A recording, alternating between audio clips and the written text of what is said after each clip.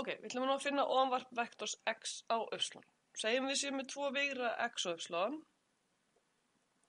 og þetta eru vigrar í r í þriðja. Ég ætla að krefast þess að y sé ekki 0 vigurinn.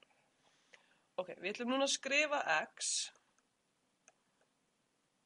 sem summu tveggja vigra.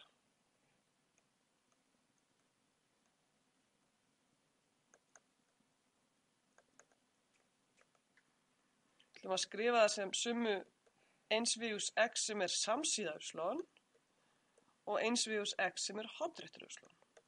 Þannig að hér kallar þetta mynd. Við erum með vigurinn y. Við erum með vigurinn x.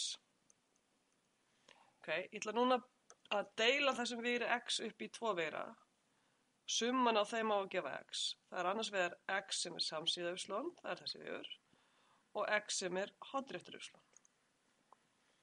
Þessi hérna vigur, þessi sem samsíða y, sem getum sagt að sé sá hluti x-vígursins sem í stefnu y. Þetta köllum við ofanvarp x á y. Það þessi vigur.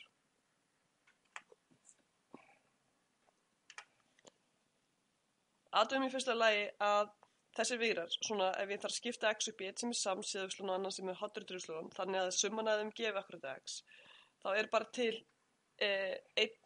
ein svona samsetning. Það að segja að þessi 2 vigrar eru ótvírætt ákvarðaðir.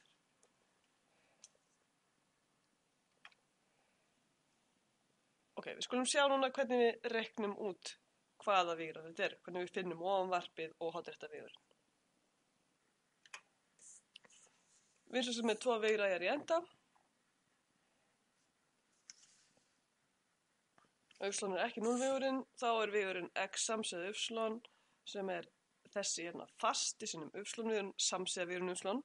Og svo þetta augljóst að hann sé samsíða y, vegna þess að þetta einhver fasti hérna, margfaldaður við vigurinn y. Ok, og x hornrétta y x mínus x samsíða. Nú, það ekki jafn augljóst vegna þess að við vitum ekki hver lengdin af þessum hérna vigri Við þurfum eitthvað að samfara okkur að við séum akkurat með x samsíða sé akkurat þessi vigur. Þá klárlega getum við lagt saman þessa 2 og fengið vigurinn x. Ok. Pröfum að sjá aðeins aðra leiðir til að skrifa x samsíða. Þá segjum við x samsíða y. Það x debulfaldað við y deilt með lengdin af y í öðru. Ok, þetta getum við líka skrifað sem x debulfaldað við y deilt með lengdin af y og svo það sinnum y vigurinn deilt með lengdin af y. Þá sjáum við að þetta x debulfaldað við y einingavigur og það sinnum svo y einingavigur. Þannig að við getum breytt y í einingavigurinn, tekið bara debulfeldið á x og einingavigurinum og margfaldað með eininga y.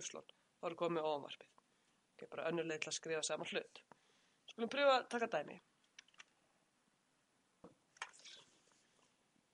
Nú, við byrjum á að reikna y einingavigur. Þá þarf ég að reikna y deilt með lengdina y. Fæ sem sagt 1 á móti lengdina y-vigurinn. Lengdina y rótina 2 í öðru pluss 5 í öðru pluss 1 í öðru. Það eru 30. Þannig er 1 á móti 30 sinnum vigurinn 1, 2, 3. Ok, nú tek ég á debulfalda sem sagt x við y einingavigur og margfalda með y einingavigur. Þannig að ég fæ 1 á móti rótina 30 sinnum debulfaldið af 1, 2, 3 við nú tók ég vilsum vigur. Skulum leiðrétta það bara. Tók óvart x-vigurinn hérna, ég ætla að taka y-vigurinn. Þetta á augljóslega að vera vigurinn y. Nú tek ég x hérna og debulfalda við y-vigurinn sem einingavigurinn. Og sjáðu hérna, þetta hér debulfeldi og hérna margföldun, þannig getum gert ef að gera hérna sviga í kring. við eininga y.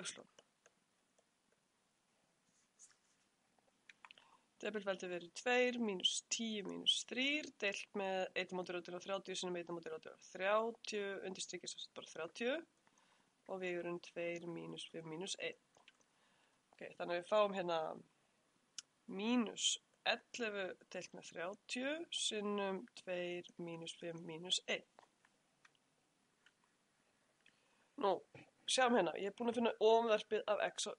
Ég fæ vegur sem er samsíða y, en takk eftir að fastin hérna fyrir framann er mínustala.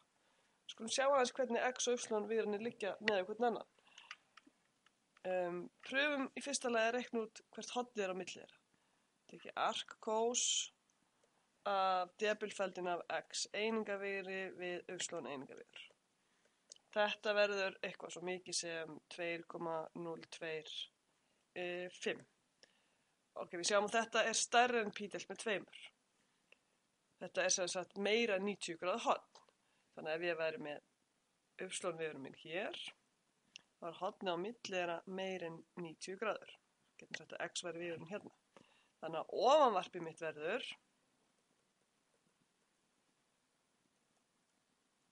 þessi hér vegur.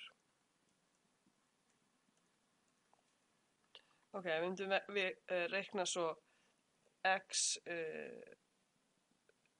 hornréttur á y, sem sagt x mínus x samsíða.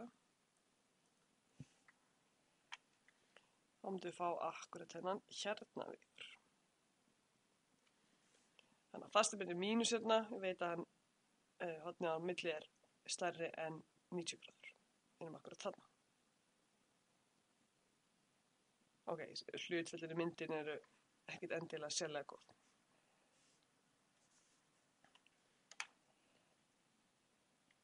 Og það er auðvitað að reikna út hérna hornréttavegurinn, þá er líka auðvitað að reikna út lengd hornréttavegursins. Og þá geti ég til dæmis svara spurningu eins og segjum við væri með línu sem liggur svona í planinu og við væri með þennan punkt og okkur langaði að vita hver minnsta fjarlægð punktsinn væri frá línunni. Þess að hvað er þessi hérna fjarlægð löng? Þá getum við reikna það út frá við vitum hvert ofanvarpið er, þessi hérna. Þá veitum við hver hornréttivegurinn er, sem endar akkurat þarna, og þá getum við reiknað lengdina þarna.